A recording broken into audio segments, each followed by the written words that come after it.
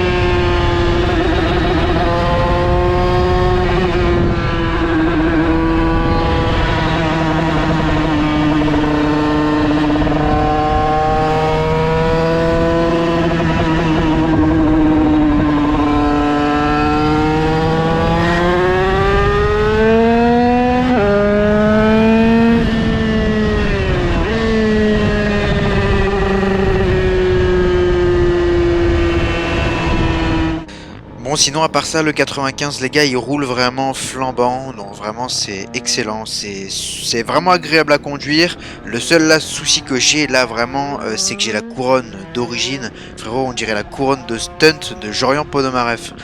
Il faut vraiment que je change ça mec, vraiment, parce que ça me fait c'est vraiment pas du tout agréable, et tu vas le voir dans la vidéo.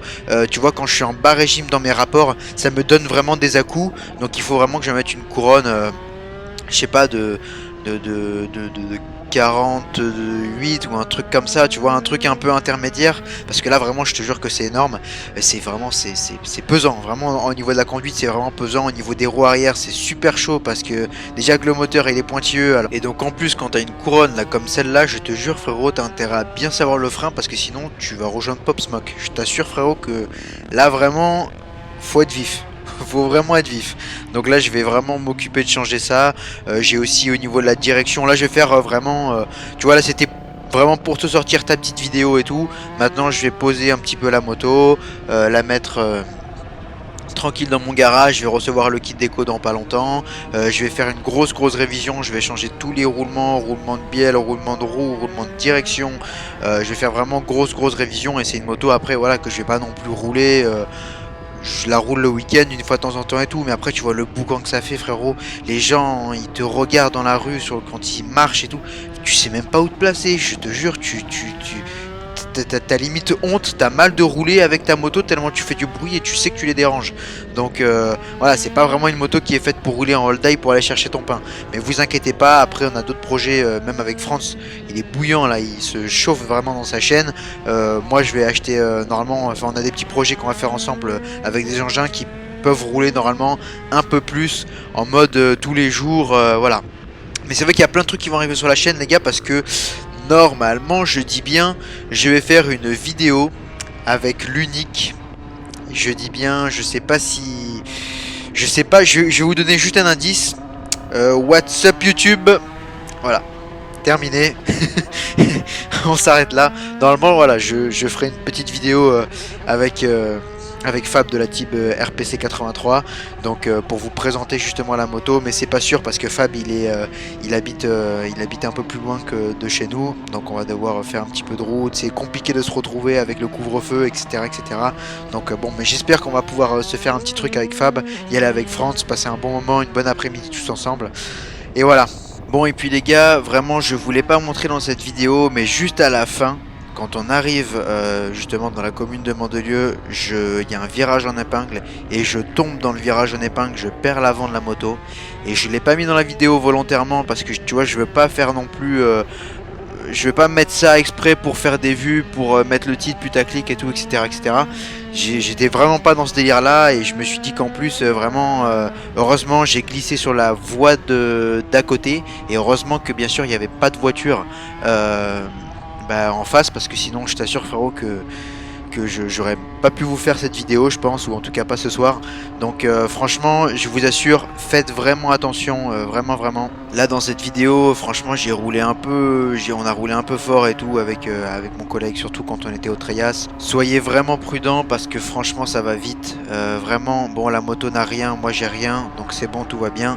Mais voilà, ça va vraiment vite. Il faut être, je sais pas, un pilote confirmé ou un pilote débutant. Et puis même, c'est même pas une question de ça en fait. C'est que si au virage prochain, tu as une flaque d'huile, c'est pas le niveau qui va faire que la flaque d'huile, tu sais pas qu'elle est là, tu vas pas l'anticiper, tu peux pas deviner qu'elle est ici. Vraiment essayer de rouler tranquille et surtout n'oubliez pas qu'en plus dans notre situation, enfin en tout cas si vous regardez mes vidéos, c'est que normalement vous avez de grandes chances d'avoir une moto quittée et c'est vrai que lors d'un accident on n'est pas du tout censé être assuré puisqu'on a effectué des modifications sur notre véhicule.